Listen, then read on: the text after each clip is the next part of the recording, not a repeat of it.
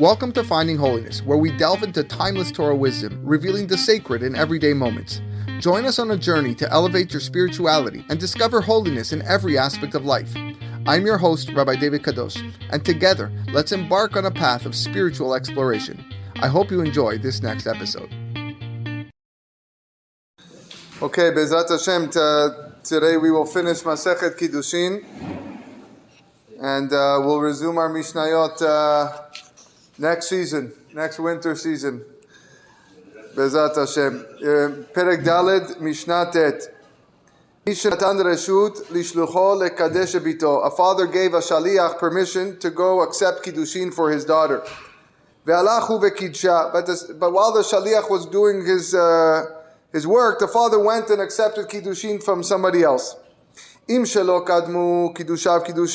father's Kiddushin came first, then his is valid, not the agent. If the agent's Kiddushin is first, then the agent is the one that matters. And if it's not known which one came first,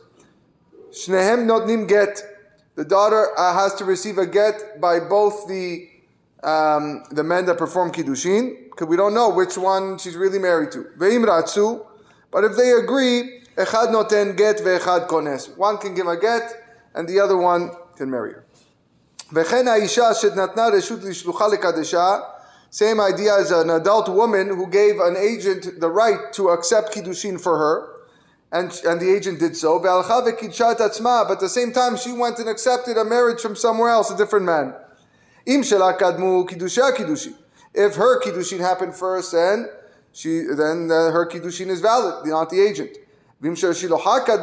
But if the agent's Kiddushin happened first, Kiddushav Kiddushin, his Kiddushin is the valid one. And if it's not known, both men have to give her a get, and if they agree, echad noten la get ve'echad kones. One gives a get, and the other one marries her. A man and a wife both went overseas. And now he comes back with children. And he said, This is the wife that came with me out of town, and these are her children. So he's believed to say that he doesn't have to bring proof regarding the woman. He's believed to say that this is the same wife who's qualified. And also, regarding the children, also we assume that they're her children. Meta ve'elu banea. But if he comes back and he says, my wife died, and these are her children, mevira ayala banim, he has to bring proof regarding the children that they are indeed his wife's children, so some sort of witnesses or that know. Ve'eno mevira ayala lisha, but he does not need to bring proof regarding the wife because it was already qualified from beforehand. We knew that that was his wife. Ishash nasati bimdinat hayam hare hizu ve'elu banea. So a man went overseas by himself, and he came back with a wife and children, and said, this is the woman I married overseas, these are her children. He has to bring proof that she actually got married, that this woman was qualified to marry him.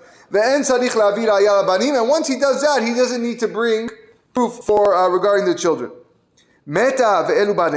If he went by himself and returned with children, and he says, I married a woman over there, but she died, and these are her children, in this case, he has to bring proof regarding the woman and regarding the children. The end of the Mishnah, the end of the Masechet, deals mainly with the laws of Yichud between man and woman, and man and other beings, as we'll see, and ends off on a nice note in terms of how a person should pursue his parnasa. Mishnah Yud Bet. Lo yityached adam im shete nashim. A man cannot be alone even with two women, because he might convince both women to live with him. When you have two women, that each one might, if he manages to convince both women to live with him, then they're not worried about it. In general, we're afraid that if some lady sees that she'll go tell. But in this case, even with two women are allowed. But one woman is allowed to be with two men. Rabbi Shimon says, We're not concerned that both men will be. One woman is allowed to be mityahed. Mityahed is to be alone with two men. Each man will be ashamed to sin in front of the other man. That's if we trust the man. You mean, no, they're talking about that. Just to be mityahed, yichud in a room. All right. So again, one man cannot be with two women, but one woman could be with two men. So the one man with two women is just mityahed. That's all about. We're only talking about yichud here. Only about being alone. Rabbi Shimon says, Af ish echad mityached im shete nashim bizman sheishto imo. A man can be mityached with two women if his wife is with him, because the wife will make sure that he doesn't do anything stupid. V'yashen imahem bepundeki, and he can even sleep in a room in a hotel with other women in the same room if the wife is there. Mipnei sheishto meshamaratu, because his wife guards him from sinning with other women. Mityached adam im imo v'im bito. A man is allowed to be mityached with his mother or daughter.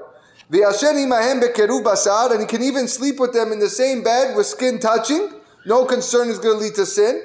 V'im higdilu, but once they are grown up, so a boy turns 13 or a girl turns 12, zu yeshena bekisuta v'zeh yashen biksuto. She must sleep in her clothes and the boy must sleep in his clothes. So a father could technically share the same bed as his daughter if they're both clothed, if she is over bat mitzvah. Lo yilamed adam ravak sofrim. An unmarried man should not be accustomed to be a school teacher. You're talking about a young guy, because when you're a school teacher at a young age, you're in constant contact with the mothers, and that's not good. And a mother should not be a school teacher. A single mother should not be a school teacher. Again, because out of concern that she might come in constant contact with the fathers of the children. Rabbi Eliezer says, Af mi she'en lo isha lo yilamed sofrim. Even someone who is married but has no wife in the building with him should not be accustomed to be a school teacher. Rabbi Yehuda Omer, final mission. So according to Rabbi Eliezer, that the Tanna Kama said a married man can be a school teacher, no problem. Rabbi Eliezer says a married man cannot be a school teacher unless his wife is working in the same school. That's the opinion of Rabbi Eliezer. He's more worried. There are a lot of practical halachot in here that are brought down in Shulchan Aruch, but this is just the Mishnah part of it. Maybe we'll look at it over the next few days while we in between Micha and Ravid. Rabbi Yehuda Omer, last Mishnah, Rabbi Yehuda says, Lo yir'eh ravak behema. An unmarried man should not be a shepherd because we don't want him to have develop a desire for animals. Velo yishnu shne ravakim betalit ehad. Two unmarried men should not sleep under one cloak, with no clothes. But the rabbis permit that because we're not worried that a man will be suspected in cohabiting with another man. You have a question? No? No. Kol she'isko im nashim. Any man who has business with women, that means he might sell women's clothes, for example. Lo yityached im nashim. He cannot be alone with women. He's familiar with them. There's a concern he might do an avera. V'lo yilamed adam et beno umanut ben anashim. In general, a father should not teach his son a trade that requires him to be among women. Famous Mishnah now, again, it's all part of the last Mishnah. Rabbi Meir Omer, Leolam yilamed adam et beno umanut nekiya v'kala. A person should always teach his son an honest and light trade, even if it doesn't seem so profitable. Ve'itpalel lemi she'aosher v'anechasim shelo. He should pray to HaKadosh Baruch Hu, who provides wealth and possessions. HaKadosh Baruch Hu he owns the wealth and possessions. She'en umanut, she'en ba'aniyut v'ashirut. You will never find a trade that does not have poverty and wealth, meaning every type of trade, you have people that do very, very well and they're wealthy, and those that don't do well. Shelo aniyut mina umanut, v'lo ashirut mina umanut. Poverty doesn't come from a specific trade, and neither does wealth come from a specific trade. Everything is depending on one's merits. Rabbi Shimon ben Elazar says, Ra'ita miyamecha chaya va'of sheyesh lahem umanut. Did you ever see an animal, a beast or a bird that has a job, that has a trade? Vehen mitparnasim shelo b'sar. They have parnasa, easy. They want food, they got food, they have to worry about anything. V'lo lo nivreu ela shamsheni. They were only created to serve me, meaning I eat the animals, I eat the food, they're serving me. V'ani nivreti leshamesh et koni. I was created to serve God. Eno din she'etparnes shelo b'sar. Is it not logical then that I should be sustained by God?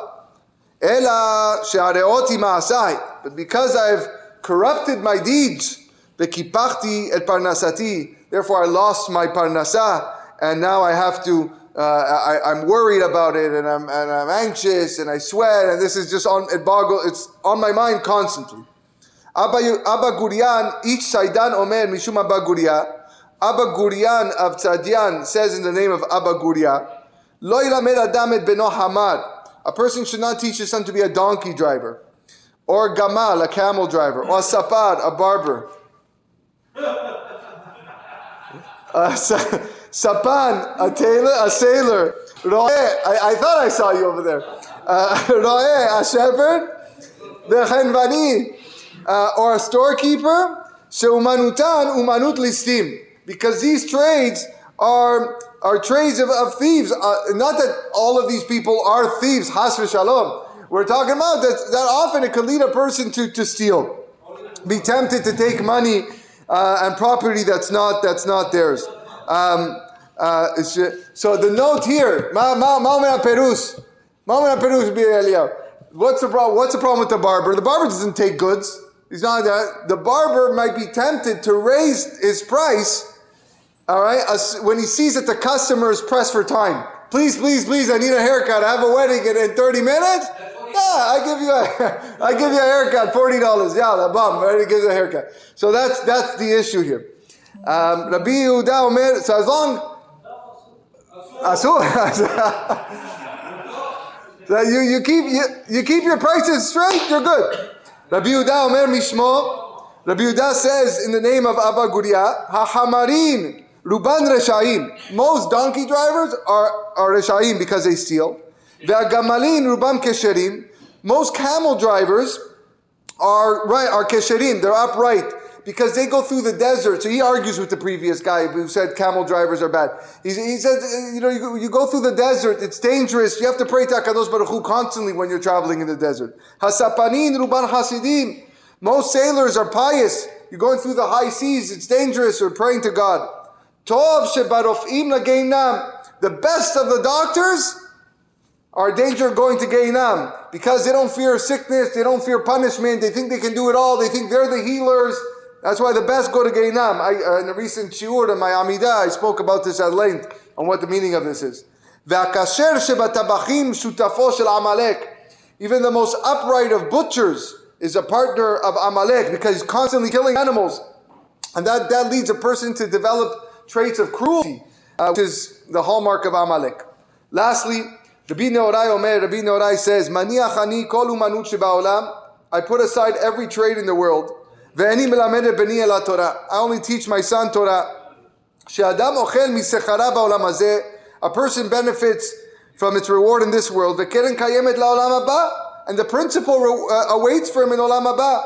Ush'ar kol umanut enan ken. All the other trades are not like that. She'adam balide choli, o lide zikna, o lide isurin, ve'no yachol la'asok bimlachto. If a person becomes sick or old age or he's suffering, he can't do his work, he dies of hunger. The Torah is not like that. It protects him from all harm while he's young. It gives him good reward and tikva and hope in his old age when he's too weak or too ill to study. How do we know that? Regarding the benefit of studying Torah when you're young, what does the Torah tell us? In Yeshayahu, Ve'koveh Adonai yachalifu koach. And those who hope in Hashem will have renewed strength. Beziknuto ma'hu omer. And what about with regards to old age? Od yenuvun beseva deshanim ra'anim yiyu. They will still produce in their old age. V'chenu omer be'Avraham Avinu alav hashalom. And so it's said about Abraham, our father, by Abraham zaken, Adonai berach et Abraham bakol. Abraham was old and Hashem still blessed him with everything. That was in the merit of his Torah study. Matzinu she'asa Abraham Avinu et kol haTorah kula ad shelo nitna. We find that Abraham fulfilled the entire Torah before it was even given to the Jewish people at Har Sinai. Shneimar, Ekev asher shama Abraham bekoli, vayishmor mishmarti mitzvotai, chukotai vetorotai. Since Abraham listened to my voice, and he kept my safeguards, my commandments, my decrees, and my instructions. Usli kalan, Masechet Kiddushin.